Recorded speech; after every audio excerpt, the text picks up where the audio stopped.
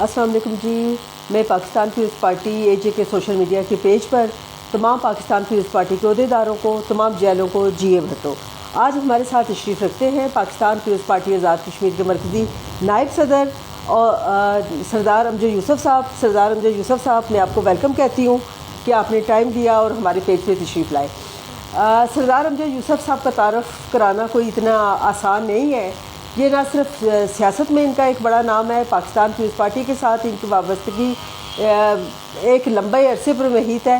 اس کے ساتھ ساتھ سردار امجد یوسف کی ایک پہچان اور ہے، ایک حوالہ اور ہے، اور وہ حوالہ ہے کہ انہوں نے سماجی شعبے میں بھی کام کیا، اور خاص کر ان کی مسئلہ کشمیر کے سلسلے میں ان کا جو کام ہے، اور پاک بھارت جو مذاکرات ہوتے رہے ہیں، جو ڈپلومیسی ہوتی رہی ہے، اس میں ان کا ایک فیصلہ کن کردار رہا ہے.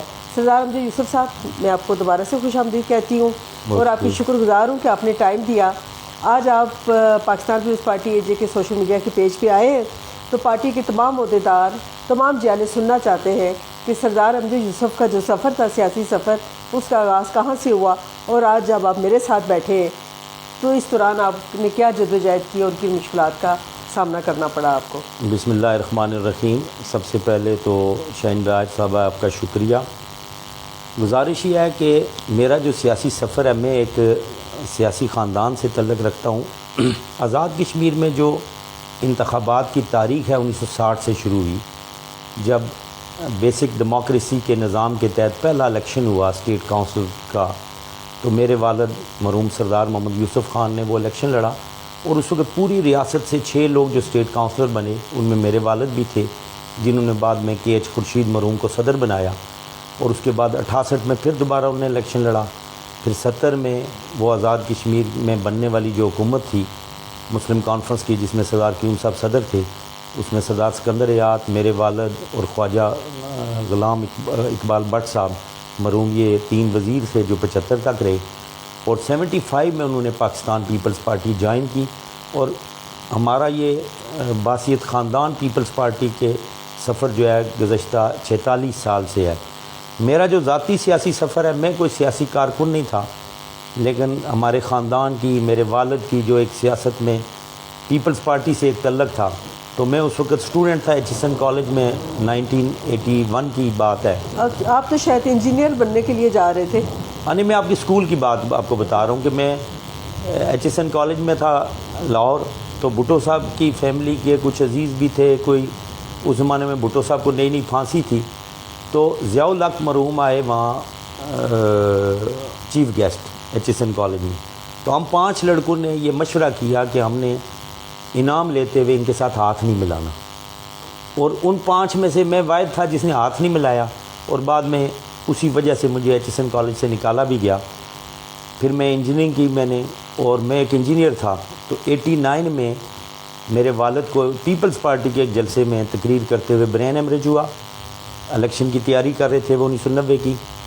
تو محترمہ شہید پرائم منسٹر تھی، وہ مارچ 1990 میں پیمز ہاسپٹل میں میرے والد کو دیکھنے آئیں. تو انہوں نے میری والدہ کو یہ کہا کہ آپ کا بیٹا الیکشن لڑے گا. تو میرا جو چھوٹا بھائی تھا وہ شاید والد صاحب کے ساتھ اس نے وقت بھی گزارا ہوا تھا، تو اس کی ایج بہت کم تھی. تو بہرحال میں نے 90 میں الیکشن لڑا باغ کے ایک حلقے سے. جو اسپیکر تھے اس وقت میجر ایوب صاحب ان کے مقابلے میں. تو اس کے بعد یہ میرا سیاسی سفر جو ہے، اس سے ہٹ کر جب میں انجینئرنگ کا اسٹوڈنٹ تھا کراچی میں، تو اس وقت بھی میں P S F Karachi division کا سیکرٹری جنرل رہا. یہ ضیاء الحق کے دور کی بات بتا رہا ہوں آپ کو. اور پہلا جو پی ایس ایف کا یونٹ بنایا، وہ ہائی جیکنگ کے بعد پی ایس ایف ختم ہو گئی تھی کراچی میں، وہ بھی ہم نے بنایا اپنی انجینئرنگ یونیورسٹی میں.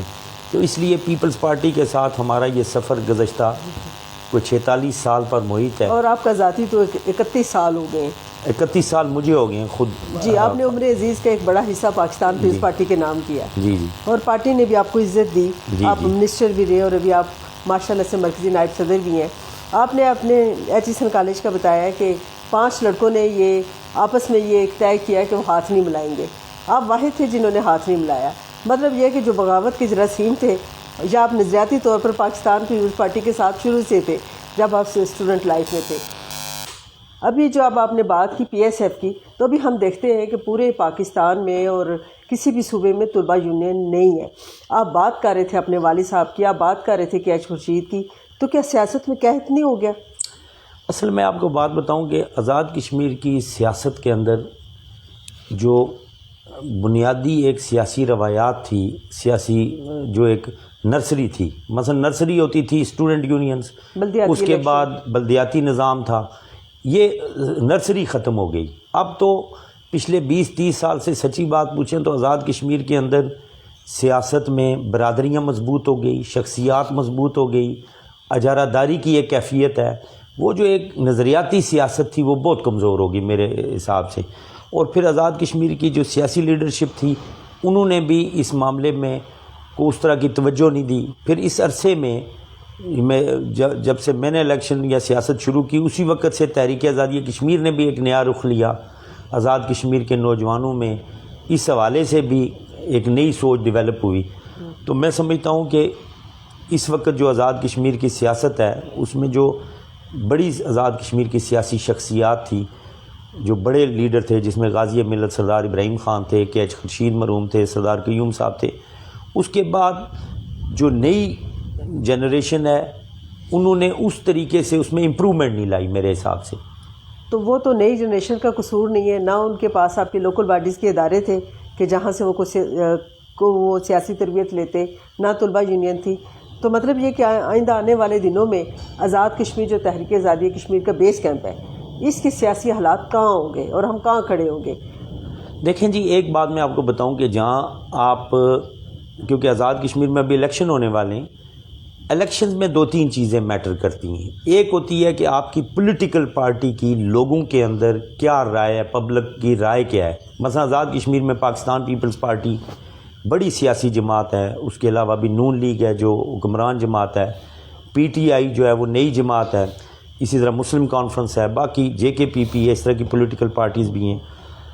جو پاکستان پیپلز پارٹی ہے, میں یہ سمجھتا ہوں کہ عام آدمی کے اندر پاکستان پیپلز پارٹی کی جو گڈ ول ہے وہ سب سے اچھی ہے. اس کی ریزنز, سب سے بنیادی وجہ یہ ہے کہ آزاد کشمیر کے لوگوں کی ایک بڑی اسٹرانگ ایفیلیشن ہے کشمیر کی آزادی سے, وہ ہماری ریاست ہے. اس حوالے سے پاکستان پیپلز پارٹی واحد پولیٹیکل پارٹی ہے جس کی بنیاد پیپلز پارٹی کی کشمیر کے مسئلے کی وجہ سے ہوئی. بھٹو صاحب نے, پھر اس کے بعد محترمہ نے, مجھے یاد پڑتا ہے 1990 میں جب محترمہ مظفر آباد آئی, میں وہاں موجود تھا, تو انہوں نے کہا کہ جہاں کشمیریوں کا پسینہ گرے گا وہاں ہمارا خون گرے گا. پھر اس کے بعد آصف زرداری صاحب نے, جب مجھے یاد پڑتا ہے باسط صدر 5 جنوری کو ایڈریس کیا اے جے کے, تو انہوں نے کہا کہ میرے والد نے 1947 کی اس آزادی کی تحریک میں جو لوگ سری نگر کی طرف بڑھے ان میں میرے والد بھی شامل تھے. تو اس وجہ سے پیپلز پارٹی کی ایک بڑی اسٹرانگ کمٹمنٹ ہے مسئلہ کشمیر کے ساتھ. پھر 5 اگست کے بعد کی جو صورتحال ہے جس میں پاکستان کے اندر کسی کو یہ سمجھ ہی نہیں آ رہی تھی, اور نہ آج تک سمجھ آ رہی ہے یہاں کی لیڈرشپ کو, حکمرانوں سمیت, بلاول بھٹو نے جو نعرہ دیا کہ ہمارا نعرہ سب پہ باری, رائے شماری رائے شماری. اور آپ کو یاد ہوگا کہ انہوں نے جو میٹنگ کال کی تھی, آپ بھی تھے, اور بلاول صاحب نے فردر سب کی رائے لی کہ کشمیر پہ آپ کا پہلا حق ہے. اچھا, جب بات کشمیر کی چل پڑی ہے تو جب امجد یوسف صاحب کا نام لیا جاتا ہے, جب ان کا نام دماغ میں آتا ہے تو اس کے ساتھ مسئلہ کشمیر کا نام بھی آتا ہے. تو اس بارے میں آپ بتائیں کہ آپ تو سیاست میں تھے, تو آپ نے کیوں ایک جدوجہد کی, کس کے لیے آپ اتنی جاتے رہے, پورے بیرون ملک گئے, آپ دنیا کے ہر حصے پہ پہنچے, آپ نے کشمیر کے لیے آواز اٹھائی, کشمیر کا کیس پیش کیا, اور پاکستان میں اور آزاد کشمیر کے جو نوجوان ہیں ان کو بھی پولیٹیکلی اویئر کیا, ان کو بتایا کہ مسئلہ کشمیر ہے کیا. دیکھیں, کس طریقے سے آپ, میں 90s میں ہم سوچا کرتے تھے کہ کیونکہ اس وقت بندوق کا جہاد کا ایک سلسلہ چلتا تھا, تو ہم سوچتے ہوتے تھے کہ اس کا ایک پولیٹیکل ونگ بھی ہونا چاہیے. اور میرا شروع سے یہ ذہن رہا ہے کہ ریاست جموں کشمیر کی بات جتنی وزن اس میں ریاست کے لوگوں کا ہے وہ پاکستان کے کسی ڈپلومیٹ کا نہیں ہو سکتا, کسی سرکاری آدمی کا نہیں ہو سکتا, کیونکہ دنیا جو سنتی ہے وہ ریاست کے لوگوں سے سننا چاہتی ہے. تو ہم یہ ایک ذہن میں ہمارے ہوتا تھا کہ ہم باصیت, کیونکہ پار کے لوگ ٹریول نہیں کر سکتے تھے, پاسپورٹ کے ایشوز تھے, پھر لائف تھریٹ ہوتا تھا, تو ہم یہ سوچتے تھے کہ ہم جو آزاد کشمیر کے لوگ ہیں ہم ان کے سفیر بنیں, ہم دنیا ساری میں بات کریں.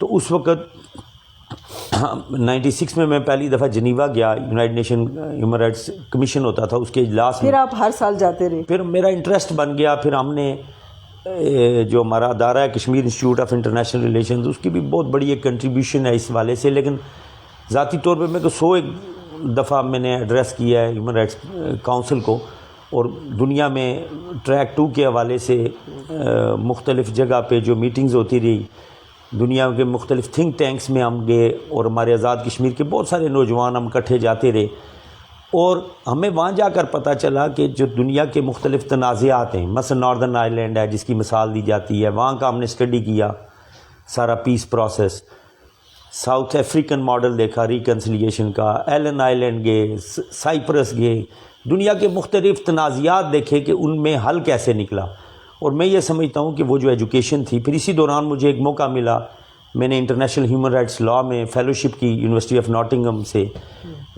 انسانی حقوق کے قوانین پڑھے میں نے، تو یہ جو سارا ایک انٹرسٹ تھا اس کی بنیادی وجہ یہی تھی کہ ریاست کے پار کے لوگ جو خود شاید ان کی بات اس وقت نہیں پہنچ سکتی تھی، اب تو چلیں انٹرنیٹ ہے، بہت ساری سہولتیں بھی ہوں گی، گو کہ ہندوستان نے وہاں انٹرنیٹ کو بھی بند کر دیتے ہیں، لیکن مجھے بڑی خوشی ہے اور میرا ضمیر مطمئن ہے کہ بحیثیت ریاست کے ایک باشندے کے ہم نے اپنی ذمہ داریاں پوری کرنے کی کوشش کی، اور میرا ایمان یہ ہے کہ ریاست جموں کشمیر کے لوگ، یہ صورتحال کبھی بھی نہیں رہے گی، یہ انشاءاللہ ٹوٹے گی، یہ بریک ہوگی، اور وہ لوگ جنہوں نے اس آزادی کے لیے قربانیاں دی ہیں، اللہ تعالیٰ ان کو بھی آزادی سے ہمکنار کرے گا انشاءاللہ۔ جو تحریک آزادی کشمیر میں جو کشمیریوں نے قربانیاں دی وہ ہماری تاریخ کے ماتھے کا جھومر ہے۔ اچھا سردار امجد یوسف صاحب، آپ نہیں سمجھتے کہ مسئلہ کشمیر کو ہم لوگوں نے خود بگاڑا؟ یہ تو سیدھا سادہ انسانی حقوق کا مسئلہ تھا، کبھی ہم نے اس میں مذہب کی بات کی، کبھی 2 ملکوں نے بات کی۔ آپ کیا سمجھتے ہیں کہ آخر یہ مسئلہ ہے کیا، اور اس کو کس اینگل پہ اگر ہم اٹھائیں تو انٹرنیشنل کمیونٹی ہمارے ساتھ کھڑی ہوگی اور کشمیریوں کے مسئلے کا کوئی حل نکل سکتا ہے؟ دیکھیں جی، اس مسئلے کے بنیادی 3 فریق ہیں۔ اقوام متحدہ کی قراردادوں کے مطابق 2 ریاستیں فریق ہیں، پاکستان اور ہندوستان، اور اصل جو فریق ہے جس نے ووٹ سے یہ فیصلہ کرنا ہے وہ ریاست جموں کشمیر کے لوگ ہیں۔ اب مسئلہ یہ ہے کہ میں سب سے زیادہ قصوروار ریاست جموں کشمیر کے لوگوں کو مانتا ہوں، اس کی وجہ، اور اسی وجہ سے میں پیپلز پارٹی کے موقف کو درست سمجھتا ہوں کہ جس وقت ہم باہر جاتے ہیں لوگ ہم سے پوچھتے ہیں، مثلا ایک بندہ واشنگٹن میں پوچھتا ہے کہ آپ کشمیری کیا چاہتے ہیں، میں جا کر کہتا ہوں جی کہ میں آزادی چاہتا ہوں، رائے شماری چاہتا ہوں، پاکستان سے الحاق چاہتا ہوں۔ دوسرا ایک جاتا ہے وہ کہتا ہے جی میں آزادی چاہتا ہوں، رائے شماری چاہتا ہوں، خود مختار چاہتا ہوں۔ تیسرا جاتا ہے وہ کہتا ہے جی کہ یہ ساری جو تحریک چل رہی ہے یہ سپانسرڈ موومنٹ ہے، ہم ہندوستان کے ساتھ الحاق چاہتے ہیں۔ میری ذاتی رائے یہ ہے کہ ریاست جموں کشمیر کے لوگوں کو ایک منیمم کامن ایجنڈے پہ آنا پڑے گا، اور منیمم کامن ایجنڈا کیا ہے؟ جو بلاول بھٹو نے نعرہ لگایا، رائے شماری کا۔ بالکل، ہمیں رائے شماری کے ایجنڈے پہ، اس کا مستقبل کیا ہوگا ریاست کا، یہ جب رائے شماری کا اختیار آئے گا اس وقت کے سوچنے کی بات ہے۔ آج سب کو ایک پوائنٹ پہ اسٹرگل کرنی چاہیے، اور وہ یہ، جہاں تک ہندوستان اور پاکستان کی بات ہے، ریاستیں مختلف طریقے سے سوچتی ہیں، ان کے اور اپنے ریاستوں کا مفادات ہیں۔ سوچنے کا اپنا ایک طریقہ کار ہے، اور میں پاکستان کے اندر بھی جو لوگ بیٹھے ہوئے ہیں، اور خاص طور پر میں جو اس وقت پرائم منسٹر ہیں عمران خان صاحب، انہوں نے بہت مایوس کیا 5 اگست کے بعد۔ ان کا ایک بیان میں سمجھتا ہوں کہ اس نے ریاست کی اس تحریک کو تباہ کر دیا، جس میں انہوں نے کہا کہ اگر نریندر مودی آئے گا دوبارہ الیکشن میں تو مسئلہ کشمیر حل ہو جائے گا۔ اور اب جس وقت آزاد کشمیر کے اندر نوجوانوں سے پوچھیں کہ کیا حل ہے، وہ کہتے ہیں عمران خان یہی حل چاہتا تھا جو 5 اگست کو ہو گیا۔ تو اس لیے میں سمجھتا ہوں کہ پاکستان کے اندر غیر ذمہ دارانہ لوگوں کو جب اتنے بڑے منصب پر وہ بیٹھ جاتے ہیں تو اس سے بھی تحریک کو نقصان ہوتا ہے۔ اچھا، ابھی جو 5 اگست کے بعد کی لائن آف کنٹرول کی اس طرف کی صورتحال ہے، تو کیا وہاں کے لوگ، ہماری جو قیادت ہے، میں پاکستان کی آزاد کشمیر کی بات نہیں کر رہی، جو اس وقت سیاسی حکومتیں ہیں، انہوں نے غیر ذمہ داری کا مظاہرہ نہیں کیا؟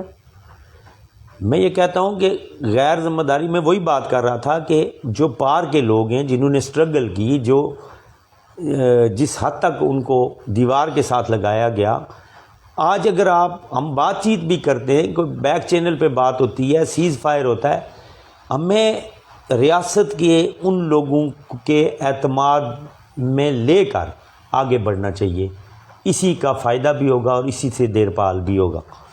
تو تحریک آزادی کشمیر کا جو بیس کیمپ ہے آزاد کشمیر، جہاں اس وقت نون لیگ کی حکومت ہے اور ایک وزیر اعظم بھی ہے، لیکن دیکھنے میں یہ آیا ہے کہ نہ تو وہ کوئی بڑی کانفرنس کر سکے تمام پولیٹیکل پارٹیز کی، نہ وہ کوئی اس طرح کا کوئی پروٹیسٹ کر سکے، تو کیا اس کو ان کی نالائکی کہا جائے، نااہلی کہا جائے، یا انہوں نے مسئلہ کشمیر پہ وہ سنجیدگی کا مظاہرہ نہیں کیا؟ نہیں، ایک کانفرنس ہوئی 5 اگست کے بعد، اے پی سی ہوئی، جس میں یہ طے ہوا کہ لائن آف کنٹرول کو کراس کرنا ہے۔ آزاد کشمیر کے وزیر اعظم اس کے 1 ہفتے بعد امریکہ چلے گئے اور 2 مہینے تک ان کو پتہ ہی نہیں چلا کہ وہ ہیں کہاں۔ مطلب غیر ذمہ داری کا پھر وہ مظاہرہ کیا۔ غیر ذمہ داری نہیں، پھر وہ واپس آئے، انہوں نے مظفر آباد کے ایک جلسے میں پرائم منسٹر پاکستان سے یہ پوچھتے ہیں کہ مجھ پہ دباؤ ہے کراس کرنے کا، اور پرائم منسٹر پاکستان نے یہ کہا کہ جب میں آپ کو کہوں گا تو آپ جانا۔ یہ کیا یعنی بات؟ انہوں نے ایک دوسرے پر لگا کر اس مسئلے کو، بنیادی طور پر یہ میں یہی کہہ رہا تھا کہ لیکن آپ کو ریاست یاد کا ہو- المیہ یہ ہے کہ یہاں جو نیشنل لیڈرشپ تھی، جس میں کریج تھی، جو سوچ سمجھ کے فیصلے کرتی تھی، اس کا فقدان ہے، اور یہ بڑی افسوسناک صورتحال ہے کہ آزاد کشمیر کے اندر ایسے لوگ آگے جن کے اندر نہ یہ جرت ہے کہ وہ بات کر سکیں۔ مثلا یہ جو نقشہ بنا، ایک نقشہ بنا، اس پہ نقشے آئین کو ریفلیکٹ کرتے ہیں۔ کانسٹیٹیوشن کیا کہتا ہے؟ پاکستان کا کانسٹیٹیوشن کا آرٹیکل 257 کہتا ہے کہ جب ریاست جموں کشمیر پاکستان کے حق میں ووٹ دیں گے لوگ، اس کے بعد یہ طے ہوگا کہ ہمارا اور اسلام آباد کا ریلیشن کیا ہوگا۔ آپ کانسٹیٹیوشن کو تبدیل کیے بغیر نقشے کیسے تبدیل کر سروے سکتے آف پاکستان ایک نقشہ جاری تو کیا۔ اس لیے بات یہ ہے کہ یہاں کس کو کیا کہیں، بس اتنا ہی ہے کہ میں یہ سمجھتا ہوں کہ آزاد کشمیر کے لوگ اس انتخاب کے اندر اگر اپنے اپنے حلقوں میں یہ فیصلہ کر لیں کہ باکردار باجرت لوگوں کو آگے لائیں، تاکہ وہ اس ریاست کا جو قضیہ ہے اور جو شہداء ہیں ان کے خون کا کے ثمر ساتھ ملے۔ اس کا ثمر مل سکے ان لوگوں کو۔ اچھا سردار جو یوسف صاحب، آپ نے بات کی کہ آئندہ انتخابات کی، تو آپ یہ امیدوار ہیں اپنے جی، حلقے میں انتخاب پونچھ 1 سے امیدوار ہوں، پاکستان پیپلز پارٹی کے، ابھی تو ٹکٹ کا امیدوار ہوں، پارٹی ٹکٹ دے گی، میں الیکشن لڑوں گا۔ اور میں جو پہلے بات کر رہا تھا کہ ایک تو پارٹی وائز پیپلز پارٹی کی سب سے اچھی، اور پھر زرداری صاحب جب پرائم منسٹر کی پریزیڈنٹ کشمیر تھے، پالیسی بہت ان پہ کشمیر ہے۔ پالیسی کے علاوہ جو دیکھیں نا، اس وقت پیٹرول تھا $125 بیرل، اور سبسیڈائزڈ پیٹرول ملتا تھا، سبسڈی دیتی تھی گورنمنٹ۔ اس کے باوجود 150% تنخواہیں بڑھائیں زرداری صاحب نے اپنے 5 سال میں، جس میں ملازم تنخواہ دار لوگوں کو، پینشنرز کو فائدہ ہوا، اور آج تک لوگ اس کی مثال دیتے ہیں۔ اس کے علاوہ پاکستان پیپلز پارٹی کی آزاد کشمیر میں جو حکومت تھی، اگر میں اس کو کریڈٹ نہ دوں، میں گو کہ اس حکومت کا حصہ نہیں تھا، لیکن جتنے کم وسائل میں آزاد کشمیر کے اندر، اب پہلی بات یہ ہے کہ لوگوں کو یہ پتہ ہی نہیں ترقی ہوتی کیا ہے۔ مثلا راولہ کوٹ ایک شہر ہے جو میرے ڈسٹرکٹ ہیڈ کوارٹر ہے، آج سے 10 سال پہلے وہاں پہ شام کو 5 بجے کے بعد ہوٹل نہیں ملتا تھا، دکانیں بند ہوتی تھی۔ ابھی تو اس وقت وہاں پہ کمرے کا کرایہ 20,000 ہے۔ اس کی ریزن یہ ہے کہ پیپلز پارٹی کے دور میں ایشین بینک کی مدد سے اچھی خوبصورت سڑک بنی، اس کے بعد پونچھ یونیورسٹی پورے طریقے سے بنی، اس کے بعد میڈیکل کالج بنا۔ جس شہر کے اندر 5,000 بچہ باہر کا پڑھتا ہو، 20-30 ہزار روپیہ مہینے کا خرچ کرتا ہو، وہاں کی معاشی صورتحال بدل جاتی ہے، یہی روزگار کے ذریعے۔ اسی طرح باغ میں وومن یونیورسٹی بنی، میری ساری جائیداد باغ میں، جس دکان کا کرایہ 5,000 تھا آج 25,000 روپے وہاں کرایہ ہے اس کا۔ یہ ہے لوگوں کی کاروبار بڑھا۔ اسی طرح نیلم ویلی کے اندر پیپلز پارٹی نے کے دور میں اچھی روڈ بنی، وہاں 10 لاکھ ٹورسٹ جاتا رہا۔ تو 10 لاکھ پیپلز پارٹی نے اپنے دور میں اس بات کا کریڈٹ چودھری عبد المجید صاحب جو وزیر اعظم ہیں ان کو، اور خاص طور پر مدر پارٹی کو، کیونکہ پیپلز پارٹی کی جو ہماری مدر پارٹی تھی، انہوں نے پورے طریقے سے آزاد کشمیر کے اندر حکومت کی بیکنگ کی، اور جو مدد ہوئی، اور خاص طور پر ہم جو الیکشن ہارے ہوئے تھے، سچی بات یہ ہے کہ ہمیں بھی انہوں نے 5 سال میں پورے طریقے سے لک آفٹر کیا، ہماری مدر پارٹی نے۔ اور یہ میں آپ کو بتاؤں کہ اور گڈ ول جو ہے پیپلز پارٹی کے لوگوں کی، ایک گڈ ول ہے، اور پچھلے الیکشن میں پیپلز پارٹی کے کام کاج اس طرح ٹرانسلیٹ نہیں ہو سکے لوگوں تک لوگوں کو سمجھ نہیں آئی. اب لوگوں کو سمجھ آئی ہے. مثلا میرے حلقے میں 2.5 ارب روپے کی سڑکیں بنی ہیں پیپلز پارٹی کے دور میں. نادرا کا دفتر شناختی کارڈ کا پرابلم، لوگ راولہ کوٹ آتے تھے ایک دن، دوسرے دن پھر جاتے تھے، تصدیق کرا کے لاتے تھے. یہاں رحمان ملک صاحب اس وقت منسٹر تھے داخلہ کے، اس میں میں حاجی یعقوب صاحب کا بھی شکر گزار ہوں، انہوں نے بھی مدد کی. ہم نے وہاں نادرا کا دفتر کھولا.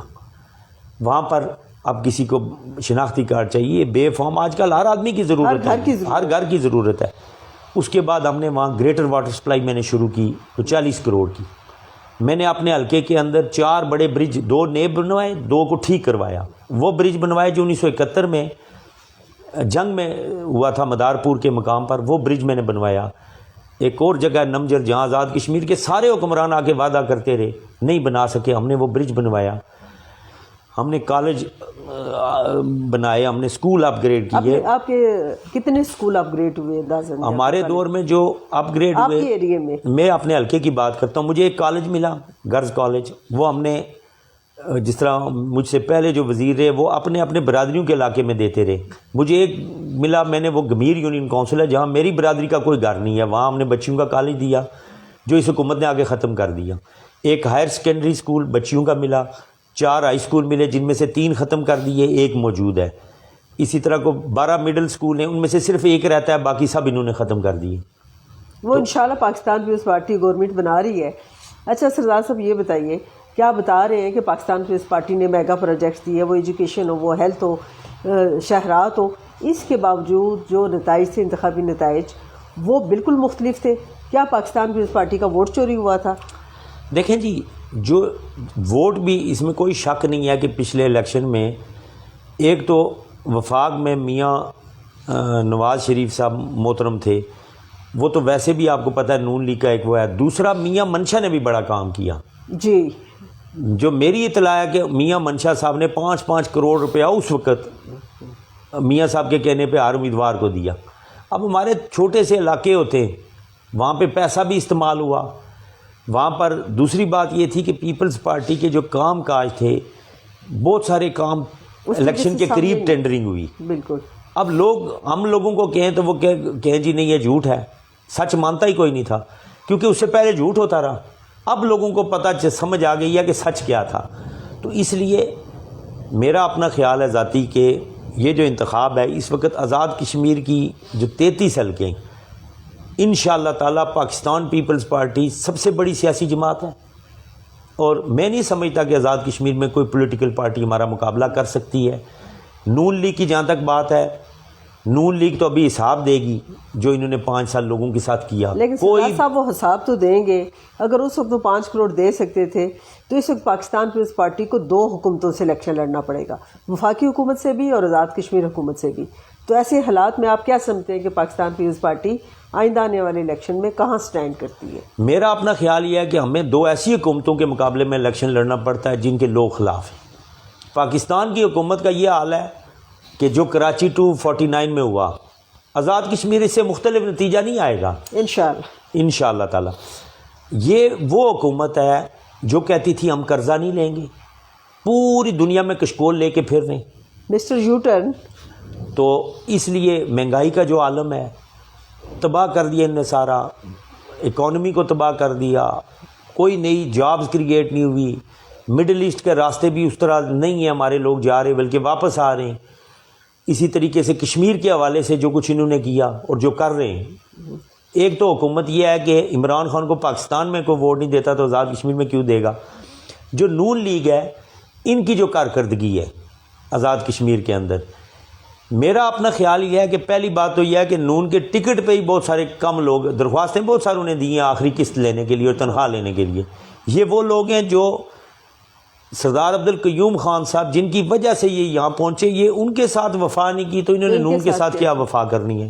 یہ رہیں گے ہی نہیں نون میں بہت سارے لوگ. ویسے آپ کے خیال میں آئندہ آنے والے دنوں میں آزاد کشمیر کی سیاسی جماعتوں کا اور جو ایم ایل اے حضرات جو منسٹرز اس وقت بڑے بڑے اربوں روپے کما چکے ہیں، ان کا کیا سینیریو بننے جا رہا ہے؟ کیا وہ لائس ہونے جائے گا یا کیا ہوگا؟ نہیں دیکھیں نا، یا لوگ آزاد دیکھیں نا نون لیگ والوں، یہ جو نون لیگ ہے نا، یہ وہ لوگ ہیں جن سب نے مسلم کانفرنس کے ساتھ کہ لیڈرشپ مستفید ہوتے رہے اور اس لیڈرشپ کے ساتھ دھوکہ کر کے انہوں نے نون بنائی ہے. یہ اتنے اسمارٹ لوگ ہیں کہ یہ آخری تنخواہ لے کر دوسری طرف جاتے ہیں. ابھی فاروق حیدر صاحب نے ایک لالی پاپ دیا ہوا ہے ان کو ری اپروپریشن آف فنڈز کا کہ 1-2 کروڑ کی اور دوں گا یہ لوکل باڈیز کے فنڈ کی. یہ اگر آسرا نہ ہوتا شاید یہ رمضان بھی نہ گزارتے. تو اب میرا خیال یہ ہے کہ عید کے فوراً بعد یہ پرندے اڑنا شروع ہو جائیں گے. کوئی کسی ٹہنی پہ بیٹھے گا, کوئی کسی ٹہنی پہ بیٹھے گا, اور ہو سکتا ہے کوئی سفید رنگ کر لے اپنے اوپر. ہاں مجھے تو یہی لگ رہا ہے کہ شاید سفید رنگ کے بھی ہوں گے.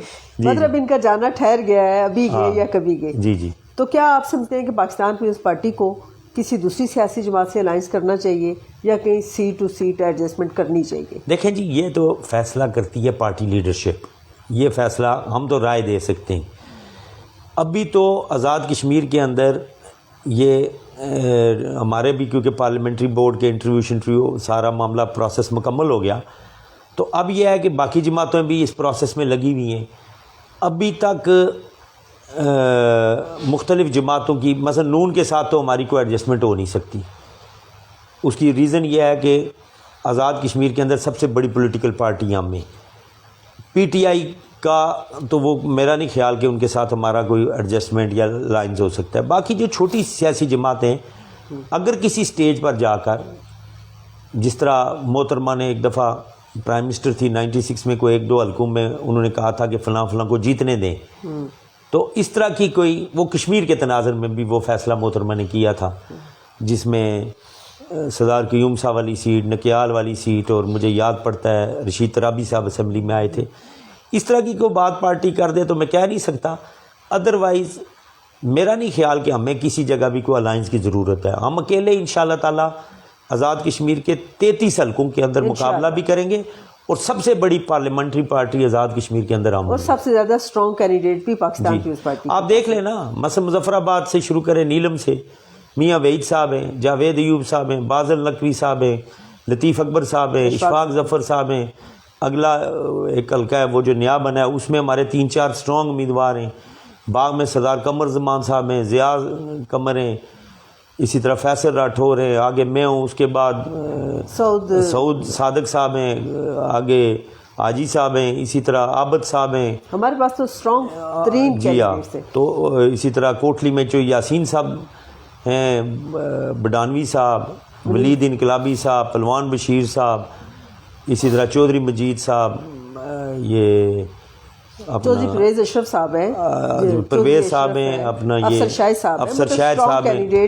تو اس لیے ہم 25 کینڈیڈیٹ بھی وہ کہ جن کی سیاسی طور پر کوئی گڈ ول ہے. جی 24 حلقوں میں تو ہم ہی جیتیں گے انشاءاللہ تعالی میکسیمم سیٹیں جو آزاد کشمیر کے ہیں.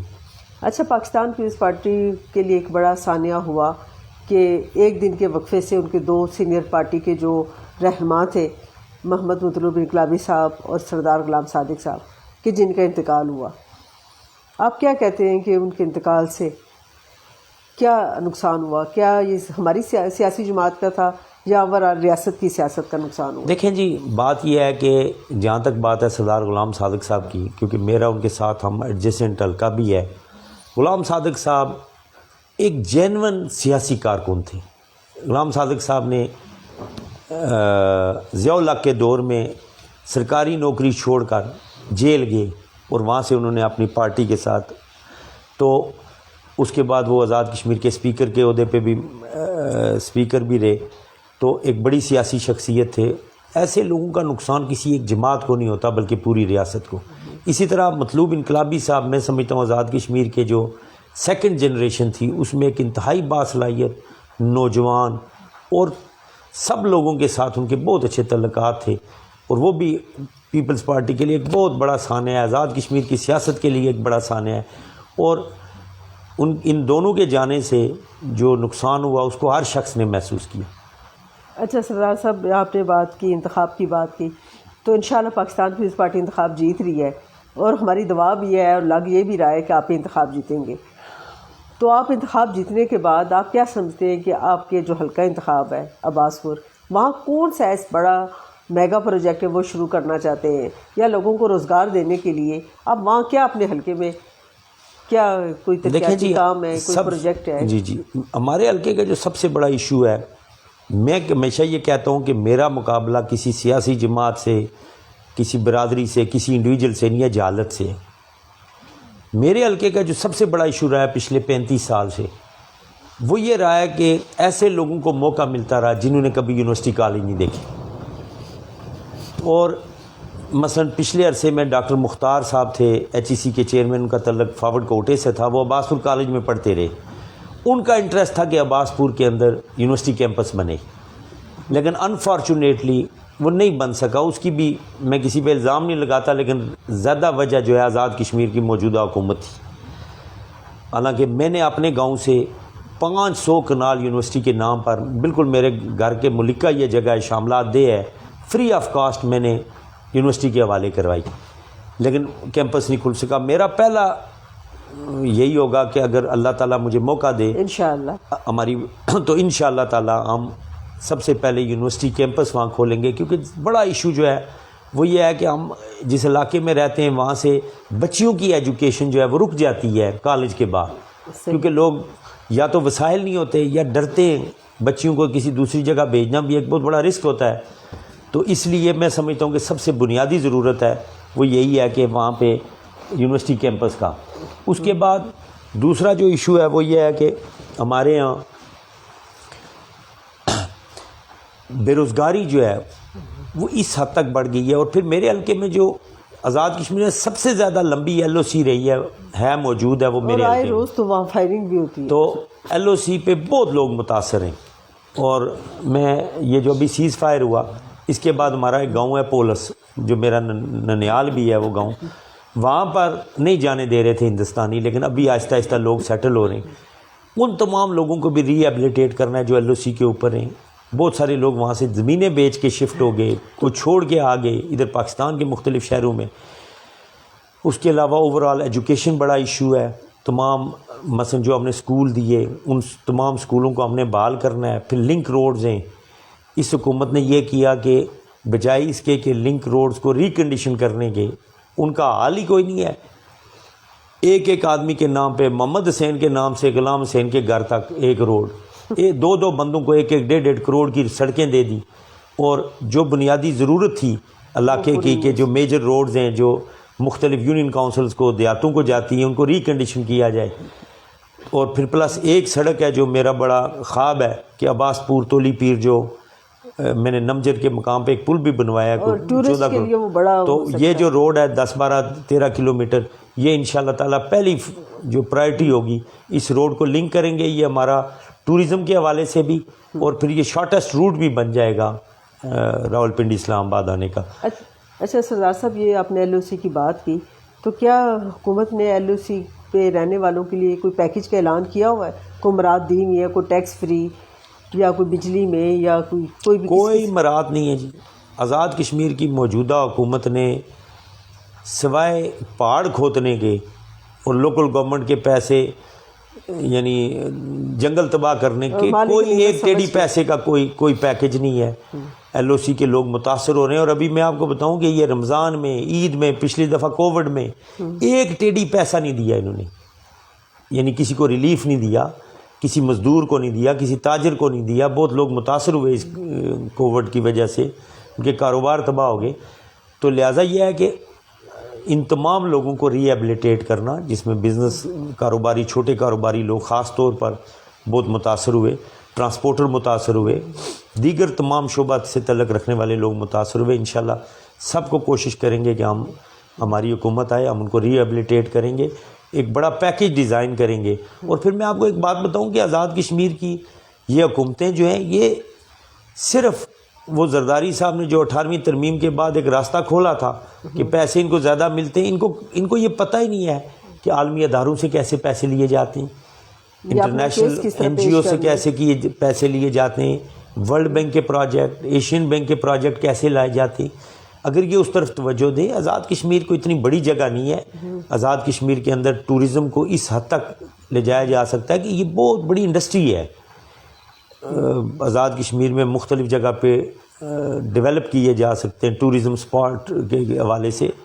تولی پیر ہے, گنگا چوٹی ہے, اسی طرح مظفر آباد میں نیلم ویلی ہے اور بہت ساری جگہیں، منگلہ لیک ہے، وہاں واٹر سپورٹس انٹروڈیوس کرائی جا سکتی ہے، لیکن اس کے لیے ویژن ہونا چاہیے، اور وہ اگر پاکستان پیپلز پارٹی کو اللہ تعالیٰ نے موقع دیا انشاءاللہ تعالیٰ میں امید رکھتا ہوں کہ آزاد کشمیر کے لوگ ہماری جماعت کو اس دفعہ ہر حلقے سے اسمبلی میں بھیجیں گے، عام حکومت بنائیں گے، اور ہماری جو معاشی مشکلات مدر پارٹی ہے پاکستان پیپلز پارٹی، اس کا بھی میں شکر گزار ہوں، اور خاص طور پہ میڈم فریال تالپور کا کہ وہ جب سے آزاد کشمیر کے معاملات کو دیکھ رہی ہیں، میں یہ سمجھتا ہوں کہ آج پارٹی جس پوزیشن میں ہے اس میں ایک بڑا میجر کردار ان کا ہے کہ انہوں نے آزاد کشمیر کے اندر جتنے بھی ہم سیاسی کارکن ہیں پارٹی کے، یوتھ کے، پی ایس ایف کے، انہوں نے بچوں کی طرح ان کو لک آفٹر کیا۔ اچھا سردار صاحب، ہم مدر پارٹی پہ ضرور بات کریں گے، ابھی آپ بات کر رہے تھے اپنے علاقے کی، تو کیا یہ جو آر پار تجارت ہو رہی تھی تو کیا اس سے فائدہ نہیں ہو رہا تھا کشمیر کے لوگوں کو؟ دیکھیں جی، تجارت سمبولیکلی تو بہت اچھی بات تھی۔ مثلا میں آپ کو بتاؤں کہ اس پہ میں سری نگر گیا 2008 میں، میر وائس صاحب کے گھر کھانا تھا، وہاں ساری حریت لیڈرشپ تھی، تو اسی عرصے میں یہ ٹریڈ شروع ہوا تھا۔ وہ ٹریڈ کے حوالے سے بہت ان کے تحفظات تھے، تو میں نے ان کو یہ کہا جی کہ میں یہ سمجھتا ہوں کہ یہ بہتر ہوا۔ وہ کہتے ہیں کیسے؟ میں نے کہا کہ کارگل کے بعد جب کارگل وار ہوئی، ہم نے وڈرا کیا، تو اس وقت دنیا پوری میں ایک میسج گیا کہ ایل او سی شاید مستقل بارڈر ہے، اور بغیر پاسپورٹ کے بس چلنے سے اور بغیر ٹیرف کے ٹریڈ کے دنیا کو یہ امپریشن گیا کہ یہ ایل او سی جو ہے یہ بارڈر نہیں ہے، یہ عارضی ارینجمنٹ ہے۔ یہ ایک جنرلی ایک جو میسج گیا، میں سمجھتا ہوں کہ اس سے بہت فائدہ ہوا مسئلہ کشمیر کو دنیا کو سمجھنے میں۔ باقی جہاں تک فائدے کی بات ہے، میں نہیں سمجھتا کہ یہ کوئی جو آر پار کا ٹریڈ تھا یہ کوئی تجارتی جس مقصد کے لیے تھا اس مقصد کے لیے نہیں رہا، یہ ٹرانزٹ ٹریڈ بن گیا انڈیا اور پاکستان کے درمیان۔ یہ راستہ اختیار ہو گیا کہ دلی کا ٹریڈر لاہور والے کے ساتھ ڈیل کرتا تھا، کشمیری وہ ایجنٹ بن گیا۔ جو میں سمجھتا ہوں کہ اگر ٹریڈ ہونا چاہیے، منڈیاں ہونی چاہیے جس میں وہاں کے مقامی آدمی کو، مثلا وہاں سے کیلے آتے پنڈی کی مارکیٹ سے واپس آزاد کشمیر کے بندے کے پاس جاتے، اس کا کیا فائدہ؟ اور زیادہ دگنی قیمت میں۔ مطلب یہ کہ اگر ہم اس کی کوئی ترتیب کرتے ہیں تو ٹریڈ کا فائدہ تو اس وقت تھا کہ اس ٹریڈ سے آزاد کشمیر کے لوگوں کو فائدہ ہوتا، فائدہ ہونے کے بجائے ہمیں وہی چیز گھوم پھر کے دوبارہ سے ہمارے پاس آئی۔ اچھا یہ ٹریڈ بھی تھی۔ اچھا یہ بتائیے سردار یوسف صاحب، اگر آپ سیاست میں نہ آتے تو آپ کیا سمجھتے؟ آپ انجینئر ہوتے، آپ نے کوئی بڑی کمپنی بنائی ہوتی، آپ کنسٹرکشن کی کمپنی بنا رہے ہوتے، کوئی ملٹی نیشنل کمپنی بنائی ہوتی، یا کیا کر رہے ہوتے؟ میں شاید گورنمنٹ سرونٹ ہوتا۔ میرا محترمہ نے جو ہی میں نے فارغ ہوا تو میرا آرڈر کیا انہوں نے اسسٹنٹ ڈائریکٹر FIA، یہ بات ہے 89 کی۔ تو اس وقت آپ ڈی جی یا میں ہو سکتا ہے یہ واجد ضیاء کی جگہ ہوتا، ایسے کام لگا رہا ہوں، تو اس لیے ہو سکتا تھا کہ آپ یقیناً ہوتے۔ ویسے مذاق کر رہا ہوں میں۔ ویسے دیکھیں واجد ضیاء تو بے شمار ملازمت میں آ کے بن سکتے ہیں جو سروس میں ہو، نہیں، وہ واجد ضیاء سردار اب جو یوسف بننے کے لیے ایک جدوجہد کرنی پڑتی ہے، زندگی کے 30-35 سال دینے پڑتے ہیں بغیر کسی فائدے کے، ایک نظریے کے لیے، ایک کمٹمنٹ ہے آپ کی کشمیر کے ساتھ، ایک پولیٹیکل پارٹی کے ساتھ، تو یہ آپ کا کے لیے کا جو کردار۔ ایک اور بات میں آج آپ کو بتاؤں، میرے تایا تھے سردار زمان خان ان کا نام تھا، جن کے نام پہ یہ زمان چوک بھی ہے۔ میں جب 96 میں ایڈوائزر بنا تو انہوں نے مجھے بٹھایا گھر، تو کہنے لگے بیٹا، وہ بہت بڑے تاجر تھے، اللہ کی بڑی مہربانی تھی ان کو، کہنے لگے جب میں تمہارا باپ منسٹر بنا تو ادھر ہی بیٹھ کر میں نے ان کو یہ کہا تھا کہ جب بھی کوئی چیز ضرورت پڑے میں بھیجوں گا، ہمارے خاندان پہ بددیانتی کا کوئی الزام نہیں آنا چاہیے۔ اور میرے والد 3.5 یا 4 سال وزیر رہے، تمام گھر میں جو پکنے والا سودا ہے میرے تایا بیچتے رہے، اور اللہ کی مہربانی سے میرے خاندان کو 61 سال 61 ایئرز ہو گئے سیاست میں، انگلی نہیں کو اٹھا سکتا، دوسری نسل ہے، ایک ٹیڑی پیسے کی کرپشن کی، اللہ کی مہربانی سے۔ تو یہی ایک وجہ ہے، اور میں سمجھتا ہوں کہ یہ باقی سب چیزیں آنی جانی ہیں۔ سیاست میں جو مقصد ہونا چاہیے وہ لوگوں کی خدمت ہونا چاہیے، وہ عزت کے لیے ہم کرتے ہیں سیاست، لوگوں کی بھی عزت کرتے ہیں، اور خواہش ہے کہ لوگ ہماری بھی عزت کریں، اور اس دن جس دن گاڑی کے آگے جھنڈی ہو اور لوگ لعنت بھیجیں، اس سے بہتر آدمی سیاست ہی چھوڑ دے. میرا یہ ایمان ہے اس بات. بالکل درست بات آپ نے کی کہ جو سیاست ہے وقار کے لیے کی جاتی ہے، جی جی عزت نفس کے لیے کی جاتی ہے. اچھا سردار صاحب، آپ نے کہا کہ ایسی سیاست سے بہتر ہے کہ سیاست کی نہ جائے کہ جو آپ کے اس طرح کے حالات کی طرف لے جائے. تو سردار امجد یوسف یہ بتائیے کہ آپ کا زیادہ جو دن ہے سیاست میں گزرتا ہے، آپ لوگوں سے ملتے ہیں، سارا دن ایک بہت مشکل قسم کے روز و شب ہیں آپ کے. تو اس کے بعد کیا آپ کو کوئی ادب سے دلچسپی ہے، کوئی کھیلوں سے دلچسپی ہے، کیا کرتے ہیں آپ؟ دیکھیں جی، میں بہت اچھا سپورٹس مین رہا جب میں اسٹوڈنٹ تھا. میں رمیز راجہ کے ساتھ ایچ ایس این کالج کے وہ ٹیم میں ہوتے تھے. میں ان سے کوئی 3-4 سال پیچھے تھا، تو میں ان کے ساتھ کرکٹ کھیلتا رہا ہوں. تو میرا خیال ہے کہ آپ اچھے کرکٹ کھیلنے والے ہو سکتے تھے، کیونکہ آج کل کھیل میں ہی سیاست ہو رہی ہے. یہ عمران خان کو میں اس زمانے میں جانتا ہوں، کیونکہ ہمارے باؤنڈری کے ساتھ یہ زمان پارک ہوتا تھا. یہ بھی ادھر آیا کرتے تھے، کسی ماجد خان، عمران خان، یہ سارے ادھر پڑے، یہ بھی آیا کرتے تھے وہ وہاں کبھی کبھی کرکٹ کھیلنے کے لیے. تو میں اچھا سپورٹس مین بھی رہا. اس کے علاوہ میں اپنے ایچ ایس این کالج میں ایک دور میں بیسٹ انڈور سپورٹس مین بھی رہا. میرا کوئی شوق سیاست کی طرف نہیں تھا اس طرح. ادب کے ساتھ سچی بات یہ ہے کہ تھوڑا بہت سننے کی حد تک لگاؤ رہا. کوئی چھوٹی موٹی نظم کبھی پسند آ جاتی ہے یا کوئی غزل پسند آ جاتی ہے، وہ سن لیتے ہیں. تو آخری دفعہ کون سی غزل سنی جو آپ کو اچھی لگی؟ یا مجھے امجد اسلام امجد کی ایک نظم ہے، سن لیجیے کہ امجد صاحب کو امجد اسلام امجد آزاد نظم ہے، مجھے بہت پسند ہے. وہ اس کا شعر ہے پہلا: اگر کبھی میری یاد آئے فلک پہ کسی ستارے کو دیکھ لینا، اگر وہ نخلے فلک سے اڑ کر تمہارے قدموں میں آ نہ جائے، مگر یہ ممکن ہی کس طرح ہے کہ تم کسی پہ نگاہ ڈالو تو اس کی دیواریں جاں نہ ٹوٹے، وہ اپنی ہستی نہ بھول جائے. گریز ہوتی ہوا کی لہروں پہ ہاتھ رکھنا، میں خوشبوؤں میں تمہیں ملوں گا. مجھے گلاب کی پتیوں میں تلاش کرنا، میں اوس قطروں کے آئینوں میں تمہیں ملوں گا اگر کبھی میری یاد آئے. آگے کہتا ہے: جب کہ روشن چراغ دیکھو تو سوچ لینا کہ ہر پتنگے کے ساتھ میں بکھر چکا ہوں. تم اپنے ہاتھوں سے ان پتنگوں کی خاک دریا میں ڈال دینا. کسی نہ دیکھے ہوئے جزیرے نہیں سمندروں کے سفر پہ نکلو.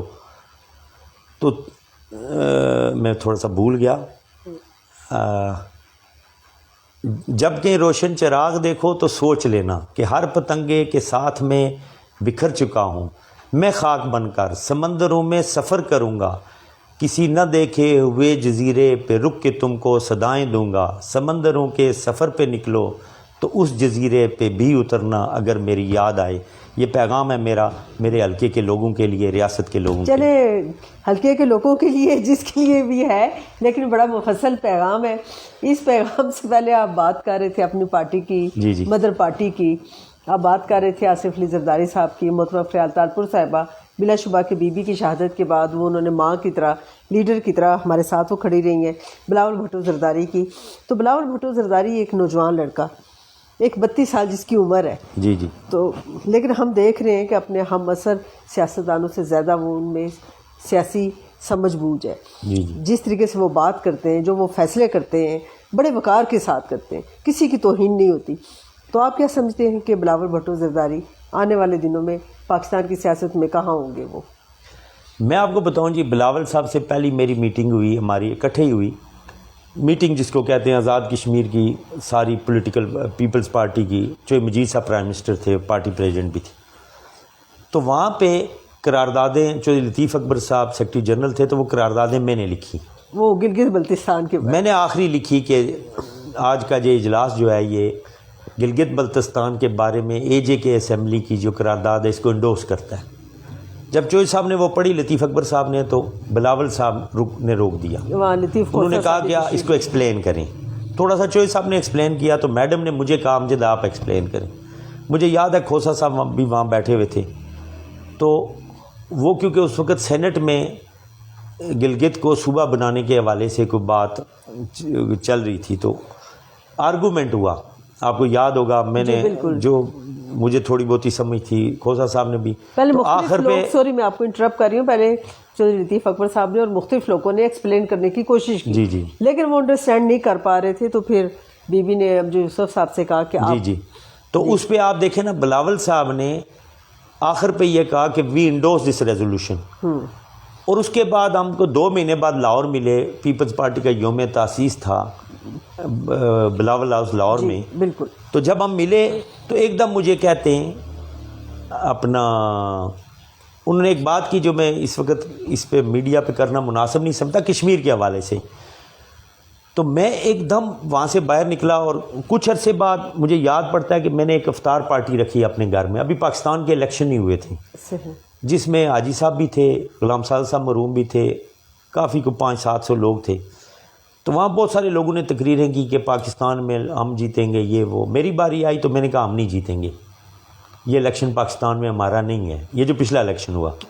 لیکن میں نے کہا ایک بات آپ کو بتاؤں کہ بلاول بھٹو کو جتنا ایک میں سمجھاؤں کہ اللہ تعالیٰ نے اس نوجوان کو زندگی دی، اللہ ان کو زندگی دے، تو یہ اپنی اس سے جو والدہ سے اور نانا سے بڑا لیڈر انشاءاللہ بنے گا.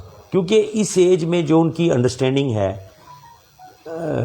اپنا بلاول صاحب کی، 30-32 سال کا نوجوان اگر اس کی کشمیر پہ، انٹرنیشنل افیئرز پہ، اور پھر جو مجھے یاد پڑتا ہے کہ وہ ایک دفعہ کسی انٹرنیشنل میڈیا، شاید انڈین میڈیا نے کو پوچھا کہیں باہر، مجھے یاد نہیں پڑتا کس جگہ تھے، ڈیووس میں، بلاول صاحب کو پاکستان کی فوج کے بارے میں، اور جو انہوں نے جواب دیا. تو میں یہ سمجھتا ہوں کہ بلاول صاحب جیسا کوئی آپشن نہیں ہے پاکستان میں. دیکھیں نا، شریف خاندان نے جو کچھ کیا اس ملک کے ساتھ، اور جہاں وہ جو بھی صورتحال ہے، بے شک وہ جو مرضی دعوے کریں، ان کا وہ اس ملک کو نہ چلا سکتے، نہ ان کے بس کی بات ہے. وہ ضد کی وجہ سے انہوں نے ہمیشہ اداروں کے ساتھ لڑائی کی، تباہ کیا. اور یہ جو تجربہ ہوا چارٹر آف ڈیموکریسی کے خلاف ایک مسخرے کی شکل میں، اس نے تو سچی بات ہے پاکستان کا امیج ہی دنیا میں ختم کر دیا. اور اب بلاول کے علاوہ کوئی چوائس نہیں ہے پاکستان کے اندر کہ آپ پاکستان کو آگے لے جا سکتے ہیں. جس کی عزت، جس کی ماں کی وجہ سے، نانے کی وجہ سے، ذاتی قربانیوں کی وجہ سے جس کی عزت واشنگٹن میں ہے، جس کی لندن میں ہے، جس کی پیرس میں ہے، برسلز میں ہے، جس پارٹی کو لوگ دنیا کے اندر سمجھتے ہیں کہ جینونلی ایک لبرل پارٹی ہے، اس نے کوئی بیس نہیں بدلا ہوا. میں آپ کو بتاؤں ایک واقعہ. میں ایک دفعہ ہم واشنگٹن میں کسی ایک امریکی سینیٹر کے ساتھ گپ شپ لگا رہے تھے، تو نواز شریف صاحب پرائم منسٹر تھے. تو ہمارے ساتھ کوئی نون لیگ کا ساتھی تھا، تو اس نے بڑی تعریف کی نواز شریف کی ان صاحب کے سامنے. تو اس نے کہا I think I have some information that Mr. Sharif has been an ally of Osama bin Laden. دیکھیں نا، ان پہ جو ان کا ماضی ہے نا، جس وقت انہوں نے اسامہ بن لادن کے ساتھ مل کر بے نظیر بھٹو شہید کے خلاف عدم اعتماد کی کوشش کی 89 میں، دنیا سب کو یہ پتہ ہے. قاضی حسین احمد صاحب نے یہ انٹرویو دیا تھا پہلی دفعہ. تو اس لیے ان کی جو تعلقات رہے دنیا کے اندر، پاکستان کے اندر ایسے لوگوں کے ساتھ، وہ ایک ایسی چیز ہے کہ دنیا میں یہ اپنے آپ کو کبھی بھی ایک لبرل ڈیموکریٹس کے طور پر ان کو ایکسیپٹ ہی کوئی نہیں کرتا. وہ صرف لبادہ اڑا ہوا ہے، ایک ہی پارٹی ہے، اور وہ پاکستان پیپلز پارٹی ہے، جس کے اوپر پاکستان میں یہ ایلیگیشن نہیں ہے. عمران خان پہ طالبان خان کا ایلیگیشن لگا کہ جس نے قربانیاں دی، بے نظیر بھٹو کی شہادت ہوئی، کراچی میں سینکڑوں افراد شہید ہوئے، اور اس کے بعد بھی بلاول بھٹو کا آج بھی جو موقف ہے جمہوریت کے حوالے سے، پاکستان کو آگے لے جانے کے حوالے سے، اس ریجن کے حوالے سے، میں سمجھتا ہوں کہ اللہ تعالیٰ ان کو زندگی دے. یہ ملک کا، اس ملک کا مستقبل، ریاست کی آزادی کا مستقبل بلاول کے ساتھ منسلک ہے. بالکل درست بات کی سردار امجد یوسف صاحب نے. مجھے یاد ہے کہ جب سروے آف پاکستان نے ایک نقشہ ان کی طرف سے سامنے آیا کہ اس نقشے میں AJK کو پاکستان کا حصہ قرار دیا گیا تھا، تو دوسرے دن جب نیشنل اسمبلی کا اجلاس ہوا تو نوجوان رہنما، پاکستان پیپلز پارٹی کے چیئرمین، پاکستان کے مستقبل کا وزیر اعظم بلاول بھٹو زرداری صاحب نے ایک تاریخی تقریر کی. انہوں نے کہا کہ جو کشمیر ہے، نہ یہ پاکستان کا ہے نہ یہ بھارت کا ہے، کشمیر کشمیریوں کا ہے، اور کشمیر کے سلسلے میں وہی حل قابل قبول ہوگا کہ جسے کشمیری خود فیصلہ کریں گے. تو آپ کی بات بالکل درست ہے. اب ہم چلتے ہیں دوبارہ سے آزاد کشمیر کی طرف.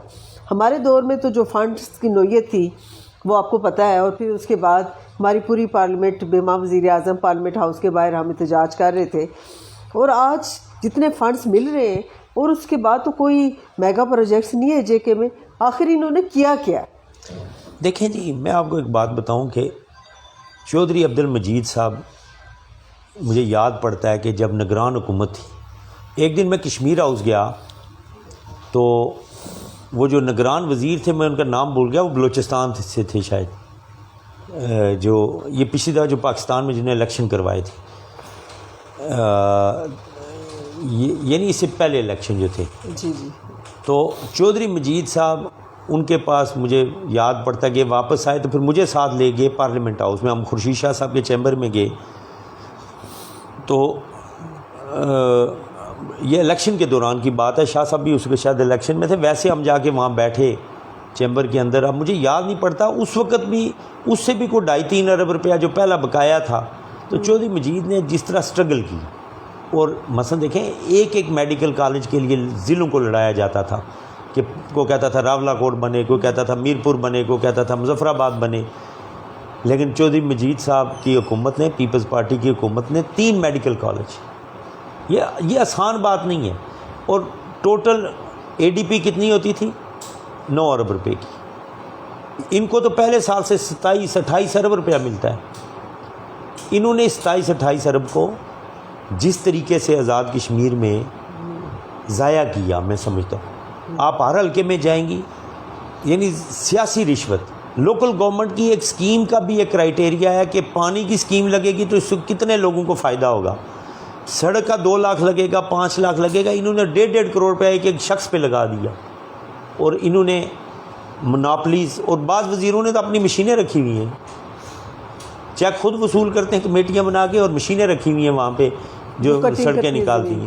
تو اس لیے میرا نہیں خیال آزاد کشمیر کے لوگ ان کو اس دفعہ ووٹ دیں گے یا ان کی کوئی پوزیشن ہوگی. صرف بس جو وقت گزر رہا ہے، ہر ہفتے کے بعد ان کا آپ گراف دیکھیں گی، کچھ تو پرندے اڑ جائیں گے، کچھ ان کا گراف گرتا جائے گا، اور آخر میں ان کا حشر جو ہے وہ میرا نہیں خیال یہ مقابلے میں داستان ہوگی داستانوں میں.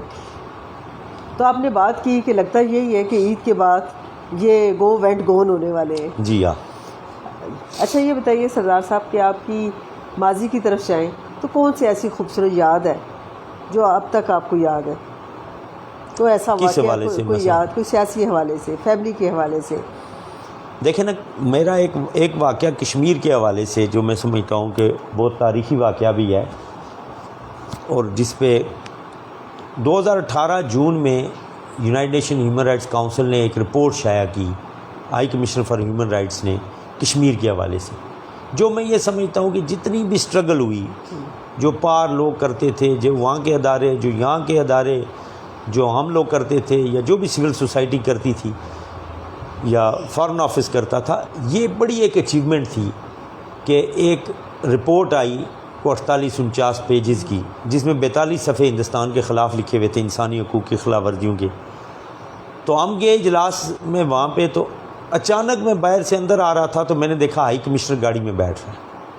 تو میں نے ہائی کمشنر سے میں ملا تو میں نے ان کو کہا، شکریہ کرنے لگا. تو اے پی ایچ سی کے بھی کوئی دوست ہمارے ساتھ تھے، وہ 3-4 وہ بھی آ گئے. تو ایک دوست نے ان کو کہا کہ ہم تصویر لے سکتے ہیں ہائی کمشنر کو. اس نے کہا یس وائی ناٹ. تو سیلفی لی ہمارے ایک دوست نے. اچھا وہ سیلفی، وہ تصویر جو ہے وہ انہوں نے کشمیر کے اخبار میں کسی دوست نے پوسٹ کر دی. وہاں سے انڈین میڈیا نے وہ تصویر اٹھائی اور ہندوستان کے 50 چینل 48 گھنٹے تک ہماری وہ تصویر، پہلے یہ کہیں جی کہ یہ فلاں فارن آفس کے لوگ ہیں، کوئی کہ فلاں ادارے کے ہیں، پھر ان کو ہمارے نام پتہ چلے، پھر وہ نام بتائیں، میرا بتائیں، پیپلز پارٹی کا ہے، ساتھ کوئی پرانی محترمہ کے ساتھ تصویر بتائیں کہ یہ کشمیری نہیں ہے، یہ پاکستانی ہے. میں یہ سمجھتا ہوں کہ وہ جو 2-3 دن، اور پھر اس کے بعد وہاں پہ میں نے تقریر کی، میں نے کہا ہندوستان سے ہمیں خطرہ ہے، بڑی خیر لمبی سٹوری ہے. اس پہ پھر یونائیٹڈ نیشن کے سیکرٹری جنرل نے پریس کانفرنس کی ہے. تو اس لیے وہ ایک ایسا واقعہ ہے، میں سمجھتا ہوں کہ سارے عرصے میں جس سے یاد بھی بہت ہے اور جس سے بڑی تسکین بھی ملتی ہے کہ ہم نے کوئی کام ہمارے دشمن نے اگر ہمارے خلاف اتنا پروپیگنڈا کیا تو اس کا مطلب ہے اس کو کوئی تکلیف پہنچی. اچھا سردار امجد یوسف صاحب، جو آپ کا حلقہ ہے تو اس پورے حلقے میں کوئی ایسی جگہ ہے کہ جو جگہ آپ کو بہت اچھی لگتی ہو، کہ جہاں آپ اپنے دوستوں کے ساتھ، بچپن کے دوستوں کے ساتھ ٹائم گزارا ہو، یا جب آپ بہت تھکے ہوئے ہوں تو آپ کی خواہش ہو تو وہاں پہنچ جائیں؟ دیکھیں جی، میں جو مجھے اپنے حلقے میں جگہ پسند ہے وہ مجھے اپنا ذاتی گھر پسند ہے. بالکل ٹھیک ہے. اور مجھے وہاں بہت خوشی ہوتی ہے، تسکین ہوتی ہے. ڈیلی وہاں پر دوست احباب ہوتے ہیں، ہم بیٹھتے ہیں، گپ شپ بچپن لگاتے کے کوئی ہیں. دوست ہیں آپ کے کہ جن کے ساتھ میں اصل میں اچھا، آپ کی بچپن اسکولنگ میں تو باغ میں رہا، بالکل. تو یہاں میرے بس دوست بھی بہت سارے ہیں، عزیز بھی ہیں. اب کافی عرصہ ہو گیا وہاں، 12-13 سال سے میں سمجھیں آپ. تو اس لیے وہاں بہت سارے ایسے لوگ ہیں. عموماً ہم شام کو اکٹھے ہوتے ہیں، بعض اوقات کوکنگ بھی خود کرتے ہیں. ہمارا 1-2 ایسے ساتھی ہیں، میرے عزیز ہی ہیں وہ، جو میرے وہاں تحصیل کے صدر ہیں، فیصل نسیم. وہ بڑے اچھے سیاسی کارکن ہیں، نوجوان آدمی ہیں. تو آپ خود بھی کچھ تو کوکنگ کر سکتے میں ہیں؟ بالکل جنیوا ہم جاتے رہے تو ہم وہاں یہ جو پچھلے 30 سال سے کھانا خود پکاتے ہیں ہم اپارٹمنٹ میں. تو اس لیے سب کچھ آتا ہے اللہ کی مہربانی سے. اچھا، آپ کے علاقے میں تو ظاہر ہے کہ وہاں کی کوئی زبان ہوگی، کوئی پہاڑی ہوگی، کوئی راولہ کوٹ کے ساتھ ملتی جلتی زبان ہوگی، باغ کے ساتھ. ہمارے جتنے گیسٹ آئے ہیں تو انہوں نے اپنے حلقے انتخاب کے لوگوں کے لیے، آزاد کشمیر کے لوگوں کے لیے پیغام دیا ہے اپنی مادری زبان میں. دیکھیں جی، جو میری مادری زبان ہے نا، وہ زبان ہے جو پونچھ میں بولی جاتی ہے، پونچھ شہر، اور وہ ہے بنیادی طور پر پٹھواری. تو آپ پلیز اپنی پٹھواری میں آپ وہ دیں گے، کیونکہ میں سمجھتی ہوں کہ جب آپ اپنی زبان میں بات کرتے ہیں، اپنی مادری زبان میں، تو جو اس کا امپیکٹ ہوتا ہے وہ بہت زیادہ ہوتا ہے. آپ آزاد کشمیر کے آئندہ انتخاب کے حوالے سے سردار امجد یوسف صاحب اپنے حلقے کے لوگوں کو اور آزاد کشمیر بھر کے لوگوں کو پیغام دینا چاہتے ہیں؟ میں آزاد کشمیر نے جتنے بھی لوگ ہیں جڑے آزاد کشمیر نے تاؤ بڑھ تو نیت ہے برنالے تک، سارے یہ گزارش کرساں کہ اس دفعہ جڑا آنے والا انتخاب ہے، یہ انتخاب خالی آزاد کشمیر نے اندر کوئی تعمیر و ترقی اس طرح نہیں ہے. اس اسمبلی نے شاید ریاست جموں کشمیر نے معاملے بھی بڑا فیصلہ کرنا ہوا ہے. لہذا خدا را گزارش یہ ہے کہ اچھے لوگوں کی ووٹ دیو، اچھے کردار نے لوگوں کی ووٹ دیو، نالائق لوگوں کی ووٹ مت دیو، بددیانت کی نہ دیو، ناانصاف لوگ جڑے برادریاں نے نام پر ناانصافی کرنے ہیں انہوں کی ووٹ نہ دیو. اور میں سمجھنا کہ پاکستان پیپلز پارٹی وہ محفوظ کر ہے جس سے پر تس بھروسہ کری سکنے ہو. تیر نے نشان پر مور لاؤ اور پاکستان پیپلز پارٹی کی کامیاب کرو. اس وچ تساڑی بھی اساڑی بھی اور ریاست نے پار انہاں پینا اور پائیاں نہیں بھی کامیابی ہے جڑے آج تک محکوم ہیں.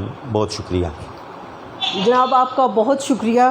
سردار امجد یوسف صاحب نے پیغام دیا آزاد کشمیر بھر کے لوگوں کو. انہوں نے کہا تیر کا نشان، جیت کا نشان، ٹھپے پہ ٹھپا، تیر پہ ٹھپا، جیے کشمیر، جیے بھٹو، جیے عوام.